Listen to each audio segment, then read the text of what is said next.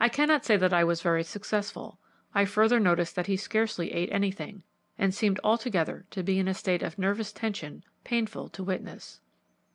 After dinner we went into the smoking room, and at 11 o'clock I proposed that we should make a start. Clinton braced himself together, and we went out. He got the chapel keys, and then going to the stables we borrowed a lantern, and a moment afterwards found ourselves in the sacred edifice. The moon was at her full, and by the pale light which was diffused through the south windows the architecture of the interior could be faintly seen. The Gothic arches that flanked the central aisle with their quaint pillars, each with a carved figure of one of the saints, were quite visible, and further in the darkness of the chancel the dim outlines of the choir and altar table with its white marble reredos could just be discerned. We closed the door softly, and Clinton leading the way with the lantern, we walked up the centre aisle paved with the brasses of his dead ancestors. We trod gently on tiptoe as one instinctively does at night. Turning beneath the little pulpit, we reached the north transept, and here Clinton stopped and turned round. He was very white, but his voice was quiet. "This is the pew," he whispered. "It has always been called the haunted pew of Sir Hugh Clinton." I took the lantern from him, and we entered. I crossed the pew immediately and went up to the effigy of the old abbot. "Let us examine him closely," I said. I held up the lantern, getting it to shine on each part of the face, the vestments and the figure. The eyes, although vacant, as in all statuary, seemed to me at that moment to be uncanny and peculiar. Giving Allen the lantern to hold, I placed a finger firmly on each. The next moment I could not refrain from an exclamation. A stone at the side immediately rolled back, revealing the steps which were spoken of by the old man in his narrative. "It is true! It is true!" cried Clinton excitedly. "It certainly looks like it," I remarked. "But never mind, we have the chance now of investigating this matter thoroughly." "Are you going down?" asked Clinton. "Certainly I am," I replied. "Let us go together." Immediately afterwards we crept through the opening and began to descend. There was only just room to do so in single file, and I went first with the lantern. In another moment we were in the long passage, and soon we were confronted by a door in an arched stone framework. Up until now Clinton had shown little sign of alarm, but here, at the trysting place to which his father's soul had summoned him, he suddenly seemed to lose his nerve. He leant against the wall, and for a moment I thought he would have fallen. I held up the lantern and examined the door and walls carefully. Then approaching, I lifted the iron latch of the heavy door. It was very hard to move, but at last by seizing the edge I dragged it open to its full against the wall of the passage. Having done so, I peered inside, holding the lantern above my head. As I did so, I heard Clinton cry out.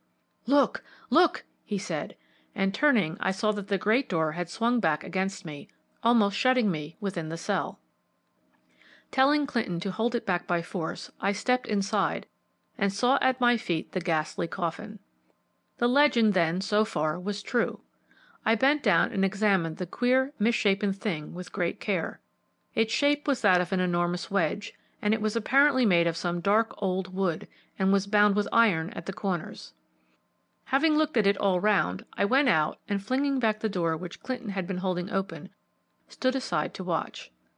Slowly, very slowly, as we both stood in the passage, slowly as if pushed by some invisible hand, the door commenced to swing round, and, increasing in velocity, shut with a noisy clang. Seizing it once more, I dragged it open, and, while Clinton held it in that position, made a careful examination. Up to the present I saw nothing to be much alarmed about. There were 50 ways in which a door might shut of its own accord. There might be a hidden spring or tilted hinges. Draught, of course, was out of the question. I looked at the hinges. They were of iron and set in the solid masonry. Nor could I discover any spring or hidden contrivance, as when the door was wide open there was an interval of several inches between it and the wall. We tried again and again with the same result, and at last, as it was closing, I seized it to prevent it. I now experienced a very odd sensation.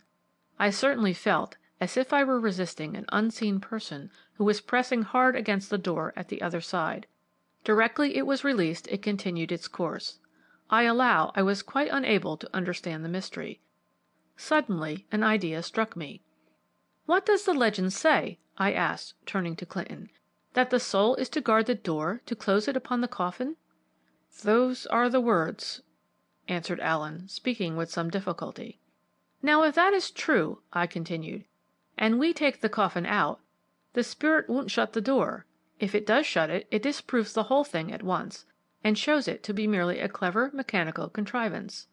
Come, Clinton, help me to get the coffin out. I dare not, Belle, he whispered hoarsely. I daren't go inside.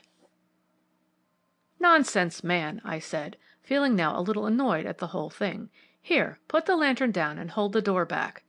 I stepped in and, getting behind the coffin, put out all my strength and shoved it into the passage. Now then, I cried, I'll bet you £50 to 5 the door will shut just the same. I dragged the coffin clear of the door and told him to let go. Clinton had scarcely done so before, stepping back, he clutched my arm. Look, he whispered. Do you see that it will not shut now? My father is waiting for the coffin to be put back. This is awful. I gazed at the door in horror. It was perfectly true. It remained wide open and quite still. I sprang forward, seized it, and now endeavored to close it. It was as if someone was trying to hold it open. It required considerable force to stir it, and it was only with difficulty I could move it at all. At last I managed to shut it, but the moment I let go, it swung back open of its own accord and struck against the wall, where it remained just as before. In the dead silence that followed, I could hear Clinton breathing quickly behind me, and I knew he was holding himself for all he was worth. At that moment there suddenly came over me a sensation which I had once experienced before, and which I was twice destined to experience again. It is impossible to describe it, but it seized me, laying siege to my brain till I felt like a child in its power. It was as if I were slowly drowning in the great ocean of silence that enveloped us. Time itself seemed to have disappeared. At my feet lay the misshapen thing, and the lantern behind it cast a fantastic shadow of its distorted outline on the cell wall before me. Speak! Speak! Say something! I cried to Clinton. The sharp sound of my voice broke the spell. I felt myself again, and smiled at the trick my nerves had played on me. I bent down and once more laid my hands on the coffin. But before I had time to push it back into its place, Clinton had gone up the passage like a man who is flying to escape a hurled javelin. Exerting all my force to prevent the door from swinging back by keeping my leg against it, I had just got the coffin into the cell and was going out, when I heard a shrill cry, and Clinton came tearing back down the passage.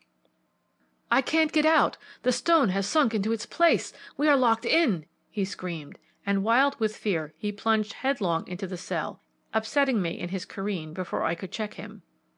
I sprang back to the door as it was closing. I was too late. Before I could reach it, it had shut with a loud clang in obedience to the infernal witchcraft. You have done it now, I cried angrily. Do you see? Why, man, we are buried alive in this ghastly hole. The lantern I had placed just inside the door, and by its dim light, as I looked at him, I saw the terror of a madman creep into Clinton's eyes. Buried alive! He shouted with a peal of hysterical laughter. Yes, and Belle, it's your doing. You are a devil in human shape. With a wild paroxysm of fury he flung himself upon me. There was a ferocity of a wild beast in his spring. He upset the lantern and left us in total darkness. The struggle was short. We might be buried alive, but I was not going to die by his hand, and seizing him by the throat, I pinned him against the wall. Keep quiet, I shouted. It is your thundering stupidity that has caused all this. Stay where you are until I strike a match. I luckily had some vestas in the little silver box which I always carry on my watch chain, and striking one, I relit the lantern. Clinton's paroxysm was over, and sinking to the floor, he lay there shivering and cowering. It was a terrible situation, and I knew that our only hope was for me to keep my presence of mind. With a great effort I forced myself to think calmly over what could be done. To shout for help would have been but a useless waste of breath. Suddenly an idea struck me. "Have you got your father's letter?" I cried eagerly. "I have," he answered. "It is in my pocket." My last ray of hope vanished. Our only chance was that if he had left it at the house, someone might discover the letter and come to our rescue by its instructions. It had been a faint hope, and it disappeared almost as